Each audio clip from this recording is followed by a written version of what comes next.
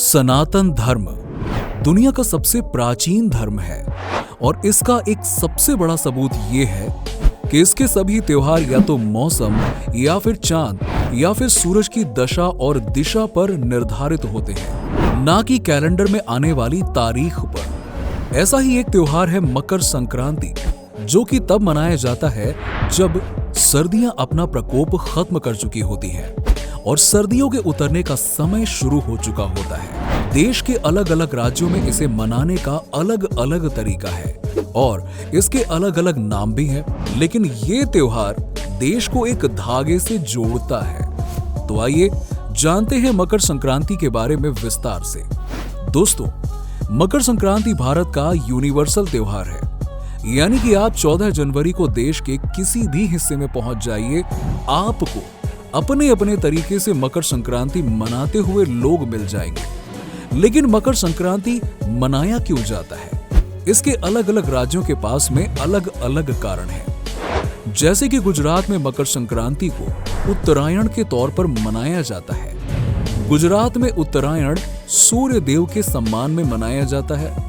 पिछले 2 महीनों से लोग सर्दी का भीषण प्रकोप झेल रहे होते हैं और अब सूर्य देव ही उन्हें इस सर्दी से बचा सकते हैं। लोग उत्तरायण के दिन पतंग उड़ाते हैं, यानी कि पतंगबाजी करते हैं और गुजरात का पूरा आसमान पतंगों से भर जाता है। आसमान में उड़ती पतंगें और जमीन पर उन्हें लूटने के लिए काईपोचे ऐसा चिल्लाते हुए बच्चे और साथ ही साथ पतंग उड़ाने के साथ साथ गुजरात में उत्तरायण अलग अलग तरह के पकवानों से भी जुड़ा हुआ है।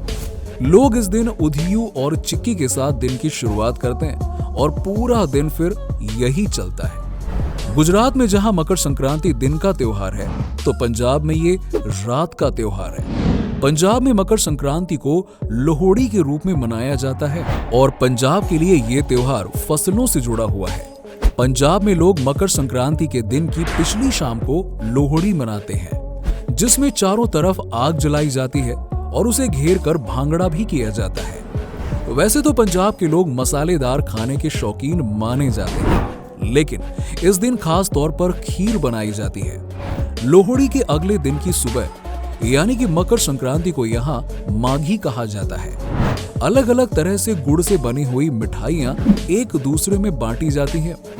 पंजाब में माघी से किसानों का फाइनेंशियल ईयर शुरू होता है। बिहार, उत्तर प्रदेश और झारखंड में भी मकर संक्रांति का अनोखा रूप देखने को मिलता है। यहाँ सबसे पहले तो रिवाज है कि हर व्यक्ति को नहाना होगा। लोग कोशिश करते हैं कि अपने आसपास किसी नदी में जाकर नहाएं और जो लोग गंगा नदी के आसपास रहते हैं वो तो जरूर गंगा में ही नहाना चाहते हैं, चाहे पानी का तापमान कितना ही कम क्यों ना हो। नहाने से पहले कुछ भी खाया नहीं जाता और नहाने के बाद पहले दाल की पूजा की जाती है, उसके बाद ही कुछ खाने को मिलता है। पूर्वांचल में लोग इस दिन खास तौर पर दही चूड़ा खाते हैं। गुड़ और तिल को मिलाकर तिलकुट बनाया जाता है, जो कि लोग इस दिन खाना बहुत पसंद करते हैं। सुबह के नाश्ते के बाद दोपहर में खिचड़ी बनाई जाती है। पहले तो ये रिवाज ठंड के कारण था, लेकिन धीरे धीरे ये इतना प्रचलित हो गया कि मकर संक्रांति को खिचड़ी के नाम से ज्यादा जाना जाता है। दोपहर के खाने में इस दिन खिचड़ी बनाई जाती है और उसके साथ उसके 4 यार भी खाए जाते हैं। अब पूर्वांचल में ये कहावत है कि खिचड़ी के 4 यार चोखा, घी, पापड़, अचार, इन चारों के साथ खिचड़ी खाने से खिचड़ी का अलग ही स्वाद बढ़ जाता है। पूर्वांचल से चलते हैं पूर्व की ओर। अगर आप त्योहारों को यादगार के रूप में मनाना चाहते हैं तो असम से बेहतर कोई जगह हो ही नहीं सकती है। यहाँ मकर संक्रांति को बिहू के नाम से मनाया जाता है और यहाँ ये त्योहार एक हफ्ते तक चलता है। कड़ाके की ठंड होने के बावजूद बहुत सारे खेल खेले जाते हैं, जैसे मटका फोड़ या फिर भैंसों की लड़ाई। यहाँ के लोग खाने के मामले में भी अव्वल हैं। बिहू के पूरे हफ्ते में अलग अलग शानदार पकवान बनाए जाते हैं, जैसे चावल से बनने वाला मीठा केक, लरू या फिर नारियल से बनने वाले दूसरे खट्टे मीठे पकवान। कुल मिलाकर असम में बिहू मनाना एक ऐसा अनुभव है जिसे आप कभी भूल ही नहीं सकते। ऐसा ही कुछ अनुभव आपको तमिलनाडु में भी देखने को मिलेगा। तमिलनाडु में मकर संक्रांति का नाम बदलकर पोंगल हो जाता है। अब यहाँ पर यह त्योहार 4 दिन तक चलता है। और 4 दिन मतलब मैराथन की तरह सेलिब्रेशन होता है यहाँ पर। आप इन 4 दिनों में 1 मिनट भी चैन से नहीं बैठ सकते। अलग अलग खेल और अलग अलग तरह के इवेंट्स पोंगल की एक्साइटमेंट को कई गुना बढ़ा देते हैं। आपने जलीकट्टू का नाम तो सुना ही होगा ना। तमिलनाडु में यह खेल भी इसी समय खेला जाता है। पोंगल के दौरान अलग अलग पकवान बनाए जाते हैं और तो और पोंगल नाम का भी एक पकवान है जो कि चावल और मूंग की दाल से बनता है और खाने में बहुत ज्यादा स्वादिष्ट होता है। वैसे चावल और मूंग की दाल सुनकर आपको उत्तर भारत में बनने वाली खिचड़ी तो याद नहीं आ गई। यही हमारे देश का कमाल है दोस्तों कि हमारी विभिन्नता में ही एकता है। गुजरात, पंजाब, बिहार, असम और तमिलनाडु से होते हुए अब वापस लौटते हैं महाराष्ट्र पर और अपने भारत भ्रमण को पूरा करते हैं। तिलगुड़ घ्या आणि गुड़गुड़ बोला। महाराष्ट्र के लोग मकर संक्रांति के दिन एक दूसरे को तिल और गुड़ देते हैं और कहते हैं कि ये तिल गुड़ रख लो और गुड़गुड़ बोलो, यानी कि मीठा मीठा बोलो। इसका मतलब ये निकलता है कि पिछले जीवन में जो कुछ भी हुआ उसे भूलकर एक नई शुरुआत करते हैं। महाराष्ट्र में मकर संक्रांति आपसी भाईचारे को बढ़ाने का त्योहार है। यहाँ रस्म है जिसमें महिलाएं एक दूसरे को हल्दी कुमकुम लगाती हैं। महाराष्ट्र के बाद हमारी अगली डेस्टिनेशन है आंध्र प्रदेश। आंध्र प्रदेश के खाने में ऐसा स्वाद होता है कि हमें वहाँ हर दिन त्योहार जैसा ही लगने लगता है और मकर संक्रांति में तो ये स्वाद और भी बढ़ जाता है। आंध्रा में संक्रांति 4 दिनों का त्योहार होता है। पहले दिन लोग भोगी पडुगा मनाते हैं और इसमें भोगी यानी कि आग जलाई जाती है और उसमें अपना सारा पुराना बेकार सामान जला दिया जाता है। ये एक इंडिकेशन है कि किस तरह से लोगों को अपने पुराने और बोझिल विचारों को जला देना चाहिए। दूसरा दिन है पेड़ा पडुंगा। इसका मतलब होता है बड़ा त्योहार और ये सच में काफी बड़े लेवल पर मनाया जाता है।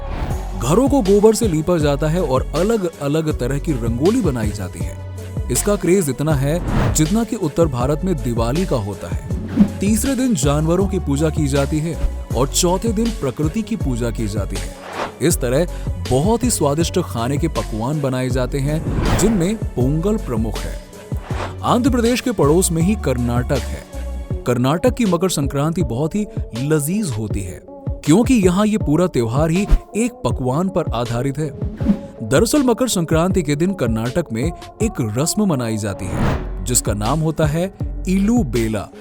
इस रस्म के दौरान गन्ने, तिल, गुड़ और नारियल से एक गजक जैसी मिठाई बनाई जाती है और नियम ये होता है कि वो मिठाई कम से कम 10 घरों में जरूर जानी चाहिए। यानी कि अगर आपको त्योहार मनाना है तो 10 घरों में आपको मिठाई देनी होगी। कहा जाता है कि मिठाई बांटने से खाने का स्वाद बढ़ जाता है।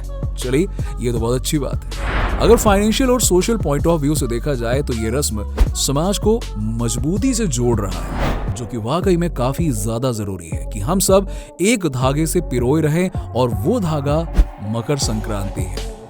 तो दोस्तों, ये थे भारत के अलग अलग राज्यों का मकर संक्रांति मनाने का तरीका। अभी लिस्ट में बहुत सारे ऐसे राज्य हैं जो कि छूट गए हैं, जैसे केरला, जहां मकर संक्रांति का नाम मकर विलक्कू बन जाता है। केरला में ये त्योहार भगवान अयप्पा से जुड़ा हुआ है। भारत के हर राज्य की मकर संक्रांति को मनाने की अपनी ही कहानी है, लेकिन पंजाब की लोहड़ी से लेकर आंध्र प्रदेश और तमिल के पोंगल तक ये त्योहार नेचर के लिए मनाया जाता है। ये त्योहार उस सूर्य के लिए है जिसके बिना हमारी जिंदगी संभव नहीं है।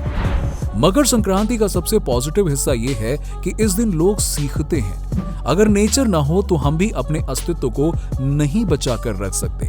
2 महीने की सर्दी के भीषण प्रकोप के बाद जब इस दिन सूर्य निकलता है तब ये लगता है कि नेचर हमसे कितनी बड़ी और हम नेचर पर किस तरह से निर्भर हैं। जिस तरह से हम टेक्नोलॉजी के फील्ड में आगे बढ़ रहे हैं, हमने नेचर को पूरी तरह से उजाड़ कर रख दिया है और ये त्योहार हमें नेचर के सामने झुकना सिखाता है। इस त्योहार का इम्पैक्ट इतना ज्यादा है कि इसे सिर्फ इंडिया में ही नहीं बल्कि बांग्लादेश, नेपाल, श्रीलंका, पाकिस्तान, साउथ ईस्ट के देशों और यूरोप में भी मनाया जाता है। नेपाल में इसका नाम माघ संक्रांति हो जाता है और बांग्लादेश में इसका नाम शकरैन हो जाता है। अब दोस्तों, दोनों ही जगह पर लोग इस दिन को भगवान सूर्य के लिए डेडिकेटेड मानते हैं और पतंग उड़ाकर इसे मनाते हैं। अब नाम भले ही कुछ भी हो, लेकिन ये तो अच्छी बात है कि मकर संक्रांति का संदेश पूरी दुनिया में पहुंच रहा है और हम सभी की जिम्मेदारी बनती है कि हम भारतीय संस्कृति से जुड़े इस त्योहार को मनाएं और दुनिया भर में इसे फैलाएं। भारत को एक बार फिर से विश्व गुरु बनाने की इस मुहिम में हमारा साथ देने के लिए अभी इस चैनल को सब्सक्राइब करें।